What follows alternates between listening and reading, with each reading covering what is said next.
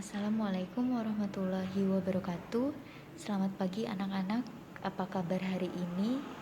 Semoga semuanya senantiasa sehat dan terus semangat belajar walaupun masih dalam situasi pandemi. Amin. Sebelum memulai pembelajaran hari ini, marilah kita berdoa terlebih dahulu. Berdoa mulai. Berdoa selesai. Semoga dengan berdoa niat kita dalam menuntut ilmu memperoleh berkah dan manfaat. Nah, anak-anak jangan lupa presensi terlebih dahulu di Google Classroom ya. Nah, pada pertemuan minggu lalu kita sudah melakukan pembelajaran tentang prinsip-prinsip demokrasi ya. Kemudian pada pertemuan kali ini kita akan belajar mengenai pelaksanaan demokrasi di Indonesia. Nah, anak-anak bisa menyimak melalui buku siswa, modul pengayaan maupun PPT yang sudah Ibu kirimkan di Google Classroom ya. Nah, tujuan pembelajaran kali ini diharapkan nanti anak-anak mampu mengidentifikasi pelaksanaan demokrasi di Indonesia dari berbagai kurun waktu. Yang kedua, diharapkan anak-anak mampu menganalisis periodisasi perkembangan demokrasi di Indonesia. Nah, ketika nanti dari anak-anak ada hal yang ingin disampaikan tentang komentar, kritik maupun pertanyaan, bisa melalui Google Classroom atau WA Ibu ya. Nah, sebelum memulai pada materi, terlebih dahulu Ibu akan bertanya pada anak-anak sekalian, apakah benar Indonesia, negara kita adalah negara demokrasi? Nah, silakan apakah ada yang ingin menanggapi, bisa komentar di kolom komentar ya. Nah, untuk menilai apakah suatu negara itu demokrasi atau tidak, itu bisa dilihat pada dua sudut pandang, secara normatif maupun secara praktisnya ya. Jadi secara normatifnya Indonesia merupakan negara demokrasi karena dilihat dari berbagai konstitusi yang sudah diterapkan di Indonesia itu sudah sepenuhnya menganut prinsip demokrasi ya. Yang pertama itu Undang-Undang Dasar 1945 sebelum amandemen dalam pasal 1 ayat 2 menyebutkan bahwa kedaulatan adalah di tangan rakyat dan dilakukan oleh Majelis Permusyawaratan Rakyat.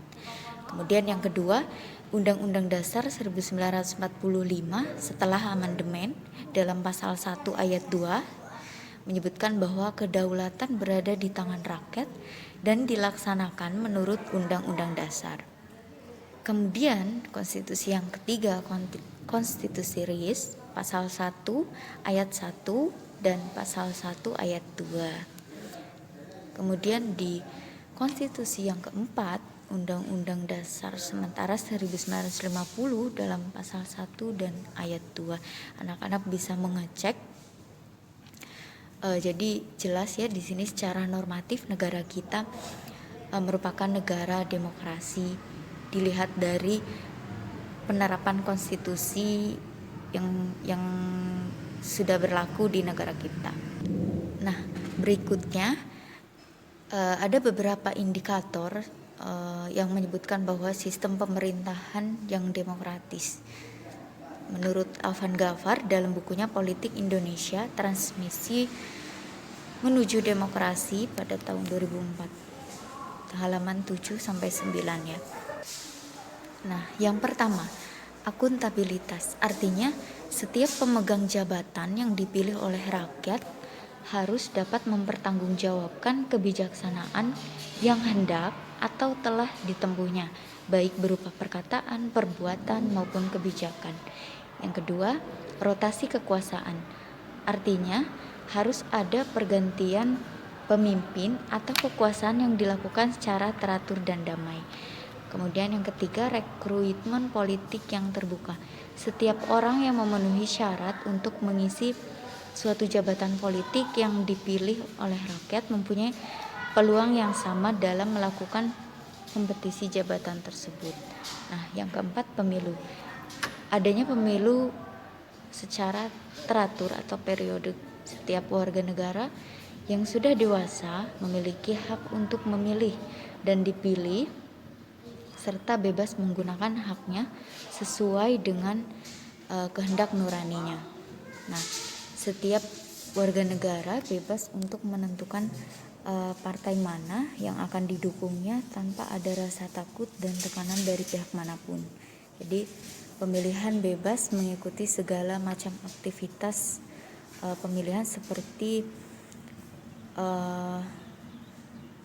kampanye dan menyaksikan perhitungan atau pemungutan suara. Nah, yang kelima, menikmati hak-hak dasar. Jadi, apa sih hak-hak dasar? Nah, jadi setiap warga negara memiliki hak untuk menikmati hak-hak dasar. Misalnya, menyatakan pendapat, hak untuk berkumpul, hak untuk menikmati kebebasan pers, hak untuk menggunakan fasilitas umum, dan hak lain-lainnya. Nah, kemudian pelaksanaan demokrasi di Indonesia periode 1945 sampai 1949 atau masa revolusi ya. Nah, pada masa ini demokrasi terbatas pada berfungsinya pers untuk mendukung revolusi kemerdekaan. Jadi elemen-elemen demokrasi yang lain belum sepenuhnya terwujud karena Indonesia pada masa itu masih dalam tahap mempertahankan kemerdekaan dan menjaga kedaulatan negara agar NKRI tetap berdiri. Nah, di sini kekuasaan juga masih bersifat sentralis. Nah, artinya kekuasaan dijalankan oleh presiden. Nah, untuk menghindari kesan bahwa negara Indonesia adalah negara yang absolut, pemerintah mengeluarkan maklumat. Yang pertama, maklumat pemerintah nomor 10 tanggal 16 Oktober 1945 tentang perubahan fungsi KNIP menjadi fungsi legislatif. Nah, maklumat ini ditandatangani oleh Wakil Presiden Muhammad Hatta pada waktu itu dalam Kongres KNIP yang isinya sebelum terbentuk MPR dan DPR, KNIP diserahi kekuasaan legislatif dan ikut menetapkan GBHN garis besar haluan negara. Kemudian gentingnya keadaan pekerjaan KNIP sehari-hari dijalankan oleh suatu badan pekerja yang dipilih di antara mereka dan tanggung jawab terhadap Komite Nasional Pusat. Artinya kekuasaan presiden hanya sebatas kekuasaan eksekutif dan kekuasaan presiden seperti yang diamanatkan dalam Undang-Undang 1945 dapat dilaksanakan sebagaimana mestinya. Nah, KNIP sebagai pembantu presiden dan sebelum terbentuknya MPR DPR dapat berfungsi sebagai badan legislatif. Kemudian yang kedua, maklumat tanggal 3 November 1945 mengenai pembentukan partai politik. Nah, setelah dikeluarkannya maklumat tersebut, kemudian berdiri sebuah 10 partai politik. Kemudian yang ketiga, maklumat pemerintah tanggal 14 November 1945 mengenai perubahan ke kabinet parlemen. Nah, bahwa sistem presidensial berubah menjadi kabinet parlementer yang berdasarkan asas-asas demokrasi liberal yang dipimpin oleh Perdana Menteri. Nah, pada periode ini telah meletakkan dasar-dasar bagi pelaksanaan demokrasi selanjutnya dan dampak demokrasi pada periode selanjutnya antara lain yang pertama, pemberian hak-hak politik secara menyeluruh. Kemudian yang kedua, presiden secara konstitusional terdapat kemungkinan untuk menjadi diktator dibatasi kekuasaannya oleh KNIP. Yang ketiga, terbentuknya sejumlah partai politik. Nah, kemudian yang kedua, pelaksanaan demokrasi di Indonesia periode 1949 sampai 1959, masa demokrasi parlementer. Nah, pada saat itu terdapat peristiwa penting. Yang pertama, terjadinya pergantian Undang-Undang Dasar, yaitu Undang-Undang Dasar 1945 dengan Konstitusi RIS dan pergantian Konstitusi RIS dengan Undang-Undang Dasar Sementara 1950. Yang kedua, pada saat itu pemerintah dijalankan oleh Perdana Menteri dan menganut demokrasi parlementer. Nah, untuk pelaksanaannya sendiri, demokrasi parlementer dominan dengan parlemen yang memainkan peran sangat tinggi dalam proses politik ya. Ini diperlihatkan dengan adanya sejumlah mosi tidak percaya kepada pihak pemerintah yang melibatkan kabinet harus meletakkan jabatannya meskipun dalam beberapa bulan. Seperti Insinyur Juanda Kartawijaya yang diberhentikan dari parlemen. Yang kedua, akuntabilitas pada masa itu umumnya sangat tinggi dan tanggung jawab pemegang jabatan dan politisi umumnya sangat tinggi. Dan yang ketiga, kehidupan kepartaian berkembang secara optimal. Di sini menganut sistem multipartai di mana hampir 40 partai terbentuk dan tingkat otonomi yang sangat tinggi dalam proses rekrutmen dalam pengurus atau pimpinan partainya maupun para pendukungnya. Kemudian Pemilu 1955 dilaksanakan dengan prinsip demokrasi. Nah, jadi pada saat itu kompetisi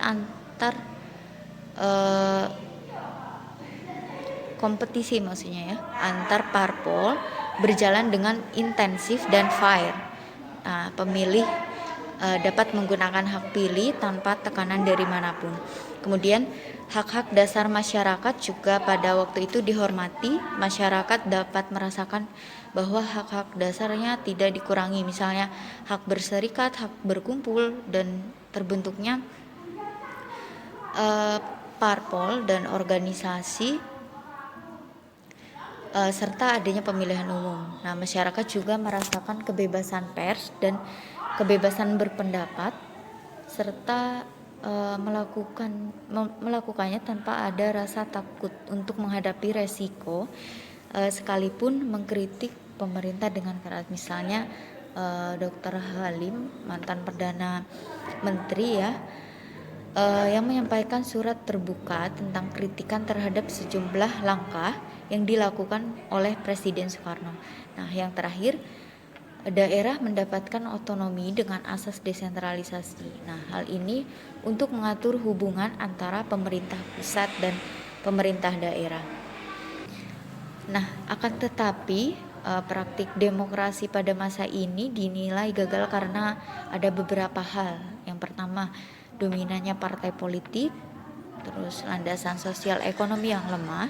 Kemudian yang ketiga, tidak mempunyai konstituante bersidang untuk menggantikan Undang-Undang Dasar Sementara 1950. Nah, atas dasar kegagalan itu, kemudian Presiden mengeluarkan Dekrit 5 Juli 1959 yang isinya yang pertama, bubarkan konstituante, yang kedua, kembali ke Undang-Undang Dasar 1945 dan tidak berlaku Undang-Undang Dasar 1950. Kemudian yang ketiga, pembentukan MPRS dan DPAS. Kemudian yang ketiga, pelaksanaan demokrasi di Indonesia periode 1959 sampai 1965, yaitu masa demokrasi terpimpin. Jadi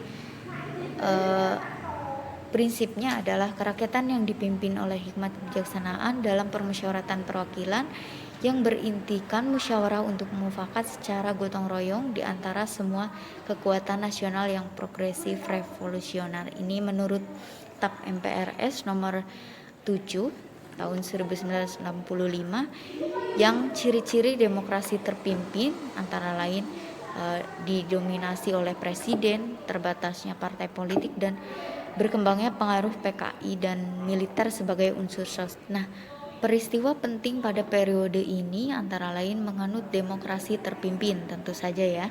Kemudian yang kedua, manifesto politik yang dijadikan sebagai garis besar haluan negara adalah USDEK, Undang-Undang Dasar 1945, Sosialisme Indonesia, Demokrasi Terpimpin, Ekonomi Terpimpin, dan Kepribadian Indonesia. Namun pada masa ini terjadi beberapa penyimpangan. Yang pertama, melemahnya sistem kepartaian. Jadi pada saat itu partai bukan untuk mengisi pemerintahan, tetapi untuk menopang tarik ulur antara lembaga kepresidenan, angkatan darat, dan PKI. Yang kedua, dengan dibubarkannya pemilu hasil 1955 dan membentuk DPR GR, maka peranan legislatif menjadi lemah karena rekrutmen DPR GR ditentukan oleh presiden sendiri. Nah, yang ketiga, lemahnya hak dasar. Jadi presiden dapat mudah menyingkirkan lawan politik yang tidak sesuai dengan kebijaksanaannya. Di sini juga pada masa ini terjadinya sentralisasi kekuasaan, terbatasnya peranan pers, dan kebijakan politik luar negeri memihak Blok Timur yang memicu terjadinya peristiwa pemberontakan G30 SPKI. Kemudian yang keempat, pelaksanaan demokrasi di Indonesia periode 1965 sampai 1998, masa Orde Baru. Nah, masa ini ditandai dengan adanya surat perintah 11 Maret 1966. Jadi demokrasi Pancasila dengan sistem presidensil. Yang kedua, Orde Baru bertekad melaksanakan Undang-Undang Dasar 1945 dan Pancasila secara murni dan konsekuen. Nah, yang ketiga, pembangunan di segala bidang melalui Pelita 1, 2, 3, 4, dan 5. Dan pada pemerintahan Orde Baru juga berhasil menyelenggarakan pemilu 1971, 77, 82, 87, 92, dan 97. Nah, pada masa ini merupakan harapan masyarakat Indonesia untuk mewujudkan negara yang lebih demokratis, tetapi kenyataannya tidak ada perubahan yang substansif dari kehidupan politik Indonesia. Misalnya adanya kekuatan politik yang dilemahkan, kekuatan politik yang bebas dan benar memperjuangkan demokrasi disingkirkan, sehingga menjadi kekuatan yang tidak memiliki komitmen sebagai kontrol sosial.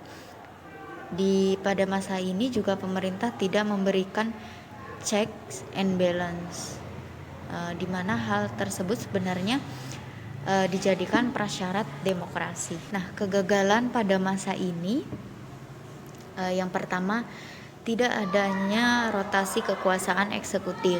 Nah, kecuali pada jajaran yang lebih rendah seperti gubernur, wali kota, camat, dan kepala desa, itu dipilih langsung melalui pemilu. Namun untuk pemilihan presiden dan wakil presiden itu tidak ada.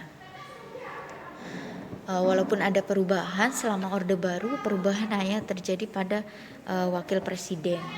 Kemudian yang kedua, rekrutmen bersifat tertutup, kecuali anggota DPR yang berjumlah 400 orang dipilih melalui pemilu. Pengisian jabatan tinggi negara seperti MA, DPA, dan jabatan lainnya dalam birokrasi dikontrol sepenuhnya oleh lembaga kepresidenan. Kemudian anggota DPR berjumlah 100 orang dipilih melalui proses pengangkatan dengan surat keputusan presiden. Jadi pada masa ini pemilu sangat jauh dari semangat demokratis ya. Terus pengakuan hak-hak dasar juga sangat terbatas dan banyaknya KKN yang merajalela, korupsi, kolusi, dan nepotisme pada waktu itu. Namun pada masa ini telah mencapai keberhasilan. Yang pertama itu pertumbuhan ekonominya tinggi, kemudian berhasilnya bersuasembada pangan pada tahun 1985, kemudian menekan kelahiran bayi dengan program KB dan menekan laju inflasi. Nah, yang terakhir, pelaksanaan demokrasi di Indonesia periode 1998 sampai sekarang atau masa reformasi ya. Jadi demokrasi masa reformasi merupakan demokrasi dengan mendasarkan pada Pancasila dan Undang-Undang 1945 dengan penyempurnaan pelaksanaannya dan perbaikan peraturan yang tidak demokratis dengan meningkatkan peran lembaga tinggi dan tertinggi negara dengan menegakkan fungsi, wewenang, kekuasaan, dan tata hubungan yang jelas antara lembaga legislatif, eksekutif, maupun yudikatif. Nah, pelaksanaan demokrasi di Indonesia periode 1998 sampai sekarang atau masa reformasi ya. Jadi yang pertama, sistem pemilu yang terus berkembang memberikan jalan bagi rakyat untuk menggunakan hak politiknya dalam pemilu. Bahkan puncaknya pada tahun 2004, rakyat dapat memilih langsung, memilih wakilnya di lembaga legislatif dan presiden, wakil presiden dipilih secara langsung. Kemudian yang kedua, mulai tahun 2005, kepala daerah seperti gubernur, bupati, atau wali kota dipilih langsung oleh rakyat. Yang ketiga, rotasi kekuasaan dilaksanakan mulai dari pemerintah pusat sampai pada tingkat desa. Yang keempat, pola rekrutmen politik untuk pengisian jabatan politik dilakukan secara terbuka. Kemudian setiap warga negara yang mampu untuk memenuhi syarat dapat menduduki jabatan politik tertentu tanpa adanya diskriminasi.